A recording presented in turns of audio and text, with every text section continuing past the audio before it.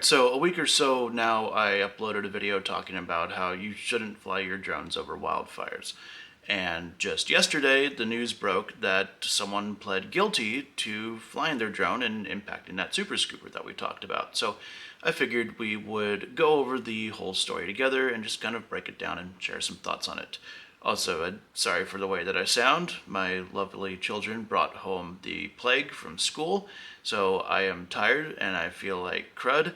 And also, I've already recorded this video once before, and I had my mic turned all the way off. So I'm just having a great time. I am on the Hot Mess Express today, party of one, tickets bought and paid for. So let's go ahead and go over this article.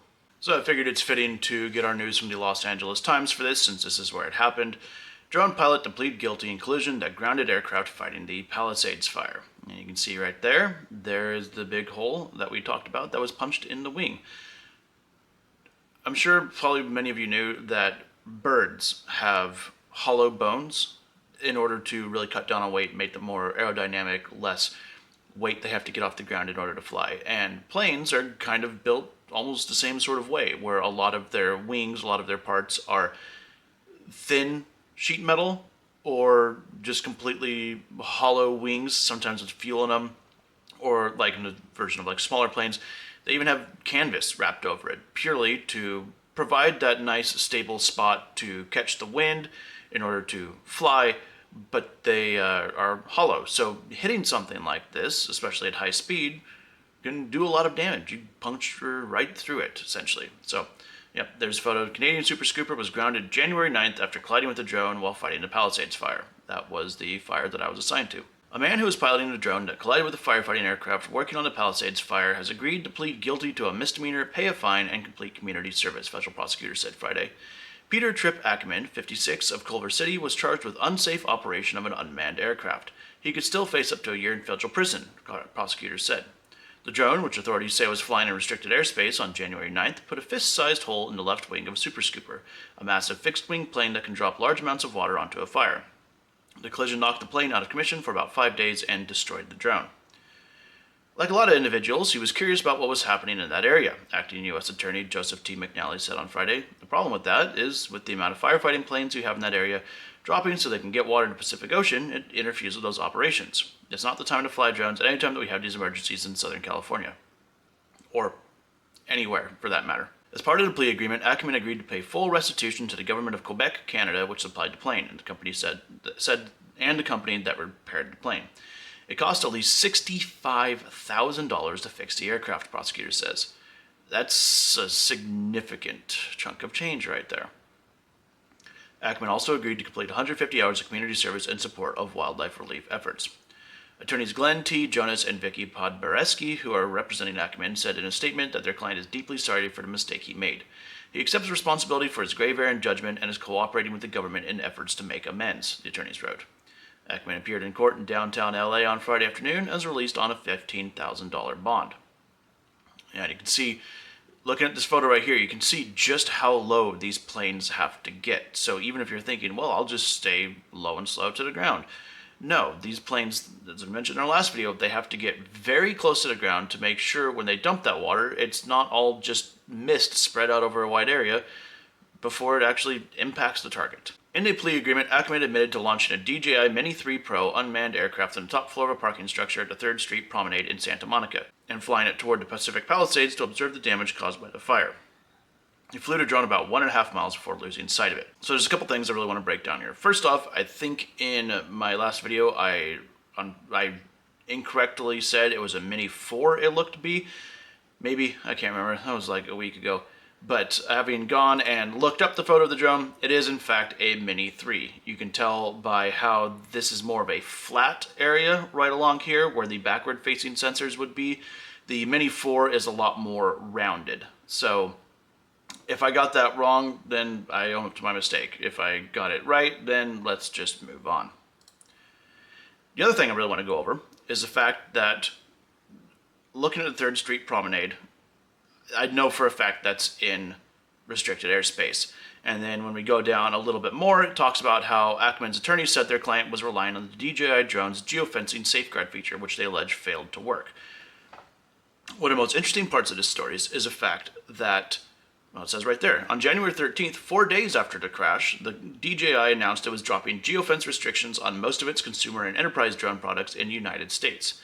Representatives for DJI could not immediately be reached for comment on Friday. I want to do a video talking about geofencing and its removal, and how, honestly, I think for certain times it's a great thing, and then for stuff like this, it's a bad thing. There's a lot of times where I've wanted to fly and I've gotten full-on Lance authorization to fly there. I'm good to go, but the drone still will not take off, and it just leads to a lot of confusion when I'm trying to get a job done. On that same note, geofencing is almost kind of like a seatbelt for drones, where it's like, hey, you can't be flying here. And as seen right here, a lot of people don't know about the laws and regulations that come with drones that you need to follow.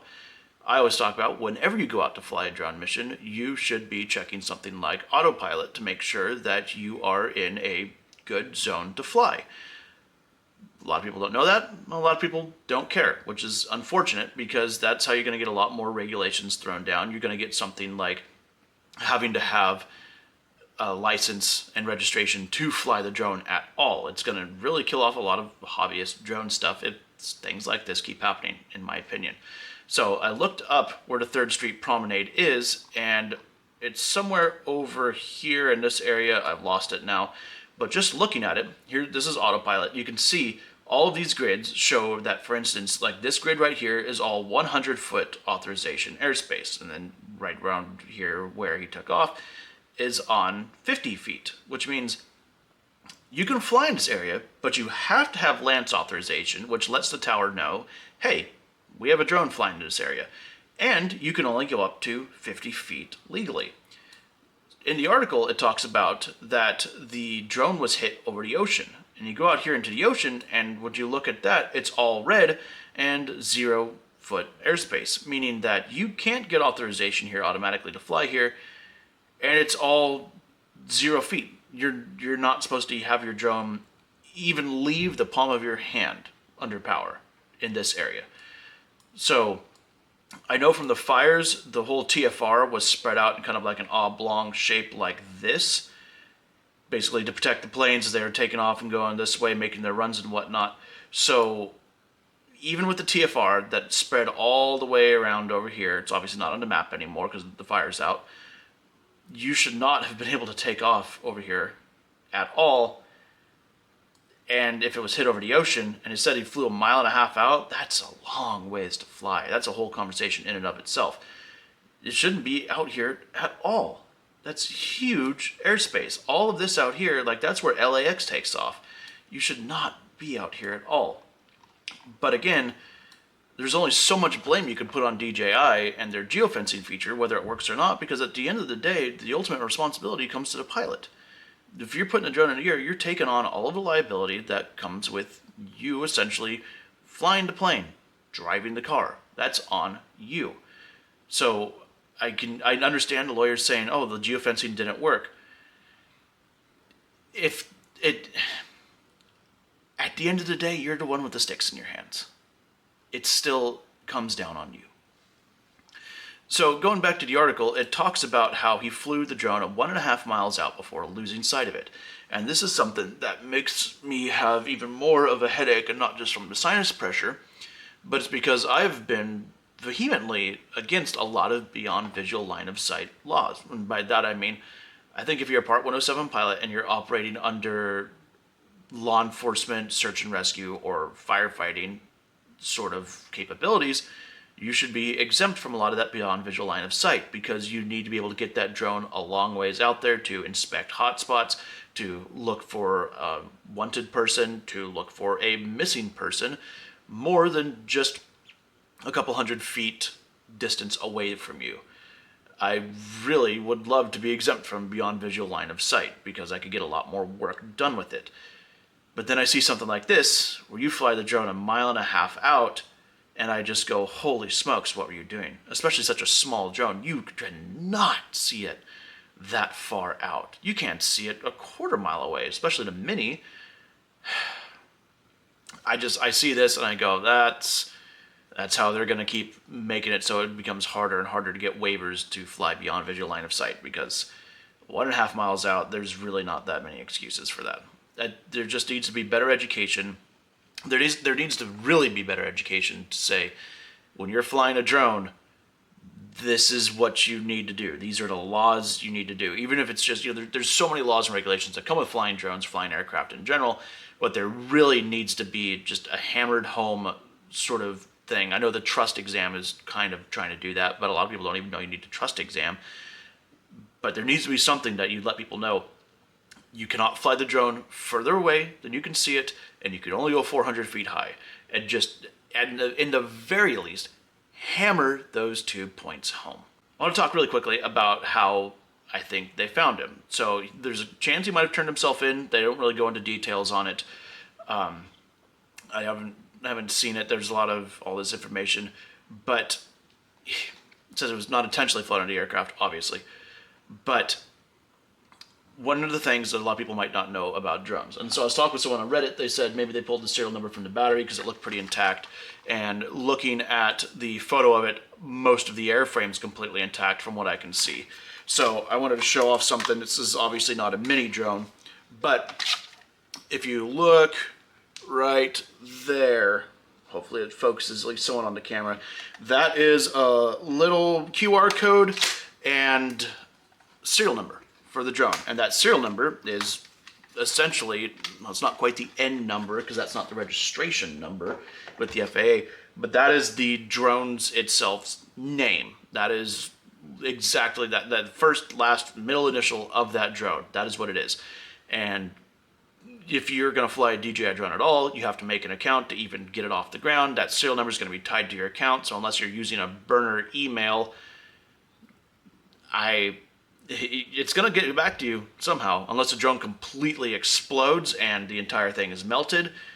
But even then, with remote ID, because these drones do broadcast remote ID, they're going to find back to you. So if you're out there, like a lot of the other people, they talk about it in the article, there's a lot of people on social media out here flying drones, and there's one guy posted on his Instagram, and he said, no, I wasn't flying into TFR, and I'm sitting there looking exactly where he's flying, and I'm standing in that exact same spot in the fire, and next to the fire engine, not standing in the fire engine, and going, this is TFR right here. So thankfully there's a lot of pushback from the drone community saying, hey, stop doing this, because this is just what's going to happen. Drones flying in a fire zone where persistent problems firefighters battled the Palisades fire. Aerial footage of devastation wrought by the blaze went viral on social media, but was frequently criticized by officials and others who said the drones captured images were jeopardizing the firefight. Agreed.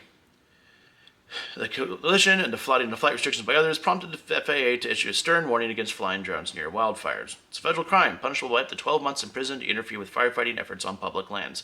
Additionally, the FAA can impose a civil penalty of up to $75,000 against any drone pilot who interferes with wildfire suppression, law enforcement, or emergency response operations during a TFR.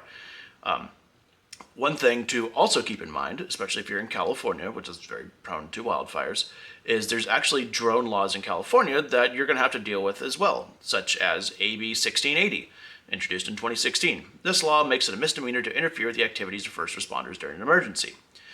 Additionally, SB 807, introduced in 2016. This law provides immunity for first responders who damage a UAS that was interfering with the first responder while he or she was providing emergency services. Because technically, drones are aircraft, and taking them down is, under the FAA's letter of the law, the same as taking out an airplane. Does it get punished that way? Usually, no. But you still have this law that's going to make it so if there's a cop or a firefighter out there who has a chance to take out your drone, they can, and the state provides them immunity. So there's a lot of things to keep in mind. There's a lot of unauthorized drone flights over wildfires over the last couple of years. I know while I was down there on the fire myself, there was a couple different drone flights that went on. Most of them were CAL FIRE, which I'm hoping to at some point go through the CAL FIRE drone class so I can help out with fires a little bit more, because even now, if I'm on a vegetation fire and if it involves CAL FIRE at all, especially their aircraft, I ground my drone. I don't even take it out of the Pelican case because I don't want to deal with that liability. We got the guys up there. They know what they're doing even more than I do. Could I provide help? Absolutely. But it's not worth it when there's helicopters in the air getting low, dropping off people, dropping off water. It's just not worth it. To kind of finish off this whole talk that I really really want to kind of hammer home too is the fact that he pled guilty. He owned up to his mistakes. He said whether they found him or whether he turned himself in, once confronted with it, he said, "Yes, I did it. I'm sorry." Is he getting punished for it? Yes. Should he be punished for it? Yes. That's the rule of law. We have to enforce the rule of law. Otherwise, we have anarchy and stuff like this happens. However, the fact he pled guilty means that he's not going to tie up the courts for months saying, "No, I didn't do it. No, it wasn't me," and making do all that. He was a man. He owned up to his mistakes and said, "Yep, I did it. I'm sorry." And for that, I definitely feel like a little bit of leniency is allowed. This was a terrible mistake. This is recorded on February 1st. There's been a lot of terrible mistakes in the aviation industry lately. Thankfully, this one didn't claim any lives. But he did plead guilty, and for that, I had to have a little bit of respect to him and say, "Hey, you admitted to it. Take your licks, take your fines, take your time behind bars or your community service, whatever it ends up being. And then after that, say, you served your debt to society. You admitted what you did was wrong. You tried your best to rectify the mistakes. I would not look at him any different once he gets out." Yeah, it was just something, since we talked about it earlier, I wanted to talk about it a little more again, just because that's what this channel's about. Thanks for watching. See you next time.